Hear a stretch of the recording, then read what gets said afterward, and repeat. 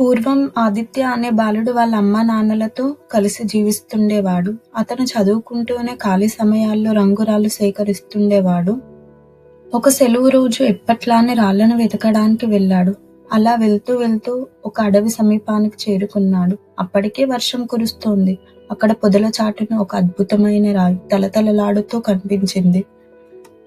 అది ఎరుపు రంగులో మెరుస్తోంది. దాన్ని చేతిలోకి తీసుకున్నాడు. వర్షానికి శరీరమంతా వణుకుతోంది. ఆ రత్నాన్ని ఆసక్తిగా పరిశీలిస్తూనే ఈ వర్షం ఆగిపోతే ఎంత బాగుండు అని మనసులో అనుకున్నాడు. వెంటనే వర్షం ఆగిపోయింది. ఆదిత్యకి ఆశ్చర్యం వేసింది. ఈసారి రత్నాన్ని నేల మీద పెట్టి వర్షం మళ్ళీ పడాలి అని మనసులో అనుకున్నాడు. కానీ ఈసారి వాన పడలేదు. మెరుస్తున్న రత్నాన్ని చేతిలోకి తీసుకొని మళ్ళీ ఒకసారి వర్షం పడాలి అని మనసులో అనుకున్నాడు. అంతే, వెంటనే ఉరుములు మెరుపులతో వర్షం పడడం మొదలైంది. నాకు దొరికింది మామూలు రాయి కాదు, మాయారత్నం అని ఆదిత్య ఎగిరి గంతేశాడు. ఈ రాయితో ఏదంటే అది సాధించవచ్చు అని మురిసిపోయాడు. వర్షం ఆగిపోవాలని కోరుకున్నాడు. ఆ తర్వాత తన పళ్ళు కావాలని కోరాడు. ఇలా ఏది అడిగితే అది జరుగుతుండేసరికి ఆనందంతో మునిగిపోయాడు. దీన్ని అమ్మా నాన్నలకు చూపించి తన సంతోషాన్ని పంచుకోవాలని ఇంటి బాట పట్టాడు. తాను కొంత దూరం వెళ్ళగానే సింహగర్జన వినిపించింది. సింహాన్ని చూడగానే ఆదిత్య గజగజా వణికిపోయాడు. ఆ భయంలో ఏమి ఆలోచించాలో తెలియక ఇప్పటికిప్పుడు నేను రాయిని అయిపోతే సింహం బారి నుండి తప్పించుకోవచ్చు అనుకున్నాడు.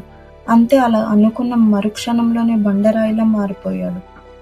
ఆ మాయారత్నం అతడి పక్కనే పడిపోయి మెరుస్తుంది. పూర్తిగా బండరాయిలా మారిపోయిన ఆదిత్య దాన్ని అందుకోలేకపోయాడు. రాత్రి అయినా ఇంటికి ఎంతసేపటికి రాకపోయేసరికి ఆదిత్య అమ్మా నాన్న రాత్రంతా వెతికారు. అయినా ఆదిత్య ఎక్కడ కనబడలేదు. తెల్లారాక కూడా ఇంటికి రాకపోయేసరికి ఊరంతా గాలించారు. చుట్టుపక్కల ఊళ్ళు, అడవులు, బంధువులు ఇళ్లలో వెతికి చూశారు. ఇప్పటికీ జాడ దొరకలేదు.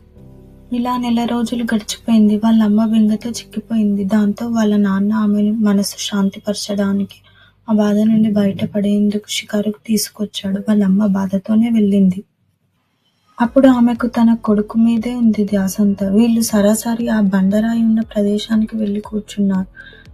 తినడానికి తెచ్చిన ఆహార పదార్థాలు, పాత్రలను అదే బండరాయి మీద పెట్టారు. అంతలోనే అక్కడ మెరుస్తూ రంగురాయి తండ్రికి కనబడింది. దాన్ని చేతిలోకి తీసుకొని ఆదిత్యకు ఈ రాళ్ళంటే ఎంత ఇష్టమో కదా అని తన భార్యకు ఈ రాయిని చూపించాడు. ఆమె ఆ రాయిని తీసుకుని ఏం మాట్లాడకుండా ఆ రాయిని బండరాయి మీద పెట్టింది. ఇప్పుడు మనతో ఆదిత్య ఉంటే ఎంత బాగుంటుందో కదా అని భర్తతో అంటూ కన్నీళ్లు పెట్టుకుంది. నేను ఇక్కడే ఉన్నానమ్మా, ఏడవకమ్మా అని అరిచాడు. కాని బండరాయిలా మారిపోయి ఉన్నాడు కాబట్టి ఆ శబ్దం బయటకి రాలేదు. ఇప్పుడు తిరిగి మనిషిలా మారితే బాగుండు కదా అని మనసులో అనుకున్నాడు. అంతే, క్షణాల్లో ఆదిత్య మామూలుగా మారిపోయాడు. తల్లిదండ్రులు ఆనందంతో దగ్గరికి తీసుకుని హత్తుకున్నారు.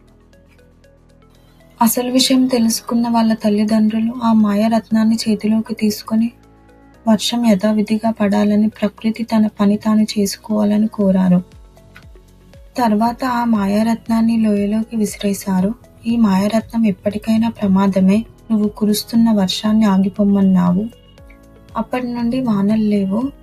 రత్నాన్ని నువ్వు సరిగ్గా వాడలేదు. సింహాన్ని చూసి భయపడి నిన్ను నువ్వు రాయిగా మార్చుకున్నావు. వాడటం సరిగ్గా తెలియనప్పుడు ఈ రత్నంతో ఎప్పటికైనా ముప్పే. మనం ముందు ముందు బతకాలంటే ఏ మాయలు మర్మాలు వద్దు అని ఆదిత్య తల్లిదండ్రులు నచ్చచెప్పి ఇంటికి తీసుకెళ్లారు. మీకు ఈ కథ ఎలా అనిపించిందో కామెంట్లలో చెప్పండి. మన కథ ఛానల్ను సబ్స్క్రైబ్ చేసుకోండి.